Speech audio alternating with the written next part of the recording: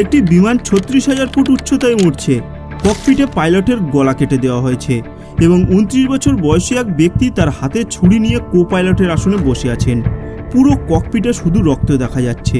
এদিকে বিমানটি auto pilot মোডে ক্রমাগত এগিয়ে চলেছে। এত কিছুর পরে প্লেনের কি হলো? বিমানে বসে থাকা 503 জন যাত্রী কি বেঁচে পৃথিবীতে ফিরতে পারবে? আসুন আজকের এই ভিডিওতে পুরো ঘটনাটি বোঝার চেষ্টা করি। হানেদা বিমানবন্দর, Tokyo, Japan, 23 July 1999। All Nippon Airways flight 61 দ্বারা পরিচালিত একটি 747 জাম্বো জেট। এই বিমানটি নিজেই একটি বিশাল বিমান ছিল, যার কারণে 503 জন যাত্রী ধীরে ধীরে বিমানটিতে উঠতে শুরু করে। এই যাত্রীদের ছাড়াও 14 জন ক্রু সদস্যও ছিলেন, যার মানে এই প্লেনে মোট 517 জন মানুষ উপস্থিত ছিলেন। অবশেষে সব পরিদর্শন শেষ হলে সকাল 11টা 48 মিনিটে বিমানটি টেক অফ করে। বিমানের ক্যাপ্টেন ছিলেন নায়োগি শিমা, যিনি বিমানটি উড়াচ্ছিলেন। তার বয়স ছিল 51 বছর। আর কো পাইলট ছিলেন কাজুকি, যার বয়স ছিল 34 বছর। দুজনেই খুব অভিজ্ঞ পাইলট ছিলেন। কিন্তু আজকের ফ্লাইটটি এই দুই পাইলটের জন্য একটি ভীতকর ফ্লাইট হতে চলেছে। সাধারণত জুলাইয়ের মরশুমে খুব গরম থাকে, যে কারণে ফ্লাইটের সমস্ত যাত্রী হালকা পোশাক পরেছিলেন। কিন্তু এইসবের মাঝেই ইকোনমি ক্লাসে ইউজি নির্জাবা নামে 29 বছর বয়সী এক ব্যক্তি ছিলেন, যিনি গ্রীষ্মের মরশুমেও ঠান্ডা পোশাক পরেছিলেন। ওই ব্যক্তির পোশাকও ছিল খুবই নোংরা। আশেপাশের সিটে বসে থাকা লোকজন তাকে সন্দেহের দৃষ্টিতে দেখছিলেন, কিন্তু সবাই শান্ত ছিলেন এবং প্লেন তার গন্তব্যের দিকে এগিয়ে চলতে থাকে। টেক অফের 25 মিনিট পরে প্লেনে এমন কিছু ঘটেছিল যা সবাইকে মৃত্যুর আভাস দিয়েছিল। একটি ডবল ডেকার প্লেনের নিচের তলায় ইকোনমি ক্লাসের আসন থাকে এবং উপরতলায় থাকে প্রিমিয়াম ক্লাসের আসন। এই প্লেনের ককপিটে পৌঁছাতে গেলে উপরতলা দিয়ে যাওয়া যায়, নিচের তলা থেকে ককপিটে পৌঁছানো যায় না। টেক অফের 25 মিনিট পরে বিমানটি 36,000 ফুট উচ্চতায় পৌঁছেছিল। কেবিনের সিট বেল্ট বাঁধার ঘোষণা ছিল, কিন্তু 36,000 ফুট উচ্চতায় পৌঁছানোর পর যাত্রীরা তাদের সিট বেল্ট খুলে আরাম করে। এরপর নোংরা পোশাক পরা ব্যক্তিটি তার সিট বেল্ট খুলে সিঁড়ি বেয়ে উপরের তলায় চলে গেল। সেখানে যাওয়ার পর তিনি একজন এয়ার হোস্টেসকে ধরে তার গলায় ছুরি চেপে ধরে। এয়ার হোস্টেসের নিয়ন্ত্রণ নেওয়ার পর ওই ব্যক্তি ককপিটের দরজা খুলতে বলেন। চোখের সামনে তার মৃত্যুকে দেখে ককপিটের দরজা খুলে দেন এয়ার হোস্টেস। এরপর ওই ব্যক্তি সরাসরি ককপিটে প্রবেশ করে। ককপিটে ঢোকার সঙ্গে সঙ্গেই তিনি প্রথমে বিমানের ক্যাপ্টেন নায়োগি শিমার গলায় ছুরি রেখে নিয়ন্ত্রণে নেন। এরপর তিনি 34 বছর বয়সী কো পাইলট কাজুকিকে বাইরে পাঠান এবং ককপিটের দরজা ভিতর থেকে বন্ধ করে দেন। এইসব হওয়ার সাথে সাথেই ক্যাপ্টেন প্লেনের ট্রান্সপন্ডারে কোড 7500 প্রবেশ করান। এই কোডটি সরাসরি এটিসিতে চলে গেছে। 7500 এই কোডটি সর্বদা হাইজ্যাক করার সময় ব্যবহৃত হয়। যদি এটিসি এই কোডটি পায় তাহলে এর স্পষ্ট মানে হবে প্লেনটি হাইজ্যাক করা হয়েছে। দরজা বন্ধ করার পর নির্জাবা ক্যাপ্টেনকে বলে বিমানটিকে জাপানের একটি মার্কিন সামরিক ঘাঁটিতে নিয়ে যেতে। ক্যাপ্টেন নিশ্চয়ই অনুভব করেছেন যে এই পরামর্শ মেনে চললে বিমানটি কোথায় বিধ্বস্ত হবে কে জানে। এত বড় বিমান কোনো শহরে পড়লে ব্যাপক ধ্বংস হতে পারে, হাজার হাজার মানুষের প্রাণ যেতে পারে। তাই ক্যাপ্টেন তা করতে রাজি হয়নি।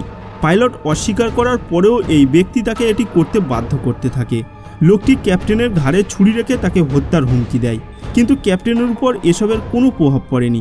ক্যাপ্টেন হয়তো অনুভব করেছেন যে যাই ঘটুক না কেন আমাকে মেরে ফেলবে না, কারণ আমাকে মেরে ফেললে বিমানটি ওড়াবে কে, প্লেনটি ক্র্যাশ করবে এবং এতে সে নিজেও জীবন হারাবে, তাই সে আমাকে মারতে পারে না। কিন্তু কে জানতো ক্যাপ্টেনের এই অনুমান তার জীবন কেড়ে নিতে পারে। বারবার অনুরোধ করার পরেও ক্যাপ্টেন বিমানটিকে ইউএস আর্মি এয়ারবেসের দিকে ফেরালো না। লোকটি রেগে গিয়ে ক্যাপ্টেনের ঘাড়ে ছুরি রেখে পুরো শক্তি দিয়ে পেঁচিয়ে দিল। ক্যাপ্টেনের গলা এখন কাটা ছিল, যার কারণে তিনি চিৎকারও করতে পারেনি। কিছুক্ষণের মধ্যেই ক্যাপ্টেন মারা যায়। বিমানটি অটো পাইলট মোডে উঠছিল, তাই বাইরে দাঁড়িয়ে থাকা কো পাইলট এবং অন্যান্য যাত্রীরা বুঝতে পারেনি যে যার ভরসায় তারা বিমানটি ছেড়েছেন তিনিই আসলে পৃথিবী ছেড়ে চলে গেছেন। ক্যাপ্টেনের মৃত্যুর পর ওই ব্যক্তি নিজেই পাইলটের আসনে বসে বিমানকে নিয়ন্ত্রণের চেষ্টা করেন। উচ্চতায় উড়ন্ত বিমানটি কিছুক্ষণ পর টার্বুলেন্সে ফেঁসে যায়। এরপর বিমানটি কাঁপতে শুরু করে। এসব দেখে কো পাইলটের সিটে বসা হাইজ্যাকার লোকটি বিমানটিকে নিয়ন্ত্রণ করার চেষ্টা করে ককপিটের সব কন্ট্রোল এদিক ওদিক করতে থাকে।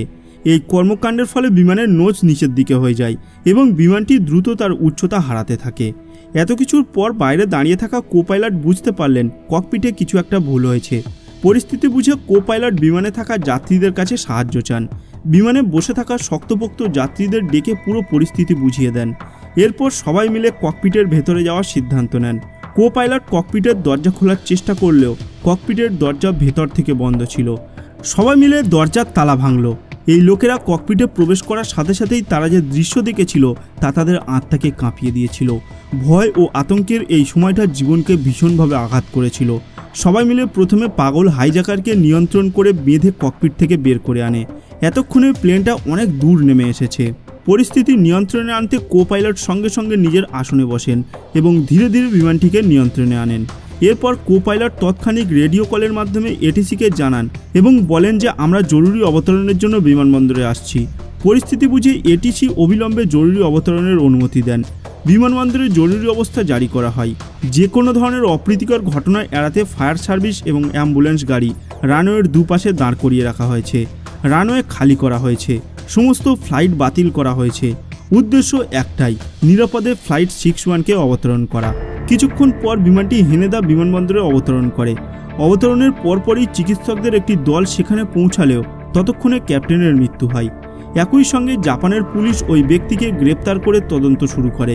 জাপানের পুলিশ নির্জাবার কাছে অনেক প্রশ্নের উত্তর চেয়েছিল। এখন সর্বোপরি আপনার মনে একটা প্রশ্ন আসতে পারে যে বিমানবন্দরে এত নিরাপত্তা থাকার সত্ত্বেও এত বড় ছুরি নিয়ে বিমানবন্দরে কিভাবে ঢুকলো? বিমানবন্দরে লাগেজ পরীক্ষাকারী এক্সরে মেশিনে কেন এই ছুরিটি শনাক্ত করতে পারেনি? এই ধরনের কাজ করার পেছনে ওই ব্যক্তির কি উদ্দেশ্য ছিল? এরকম অনেক অমীমাংসিত প্রশ্নের উত্তর এখনও পাওয়া যায়নি। তদন্তকালে জিজ্ঞাসা করা হলে কোনো উত্তর পাওয়া যায়নি। রুমে উপস্থিত প্রত্যেক পুলিশকর্মীকে অবাক করে দেন।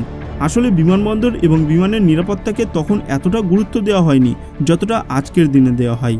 29 বছর বয়সী ওই ব্যক্তি জাপানের লোকাল ফ্লাইটে প্রচুর ভ্রমণ করতেন। এ সময় তিনি বিমানবন্দরের নিরাপত্তা ব্যবস্থার ত্রুটি লক্ষ্য করেন। এখানে এক্সরে মেশিনের মাধ্যমে মানুষের লাগেজ তল্লাশি করা হলেও যাত্রীদের হ্যান্ডব্যাগগুলোর কোনো পরীক্ষা ছাড়াই ছাড়পত্র পেয়ে যেত। বিষয়টি দেখে তিনি জাপান পুলিশ, বিমানবন্দর কর্তৃপক্ষ এবং বিমান চলাচল বিভাগকে এই ত্রুটির বিষয়ে অবহিত করেছিলেন।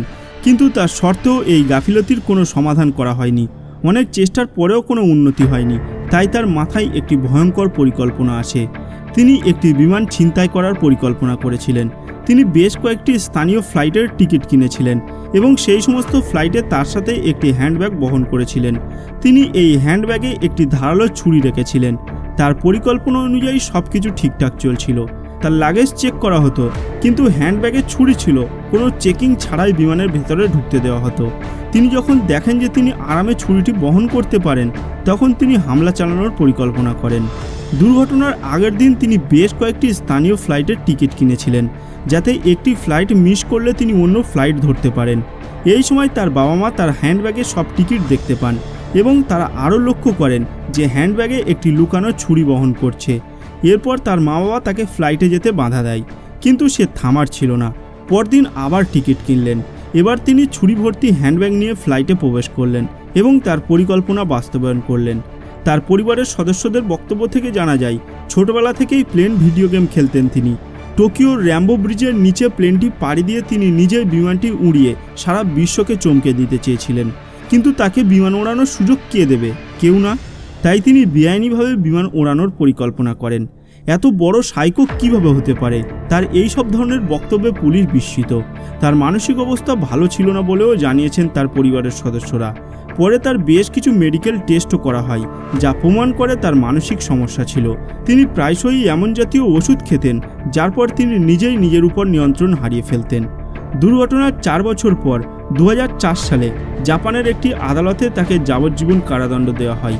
আজ এই দুর্ঘটনার প্রায় 24 বছর পেরিয়ে গেছে এবং তিনি এখনও জাপানের জেলে এই অপরাধের জন্য সাজা ভোগ করছেন। তো বন্ধুরা, আজকের ভিডিওটি এই পর্যন্ত। আজকের এই ভিডিওটি আপনাদের কেমন লাগলো তার নিচে কমেন্ট বক্সে কমেন্ট করে জানাতে ভুলবেন না। আর যদি ভিডিওটি ভালো লাগে, ভিডিওটিকে লাইক করার সাথে সাথে নিজের বন্ধুদের সাথেও শেয়ার করে দেবেন। দেখা হবে পরের ভিডিওতে।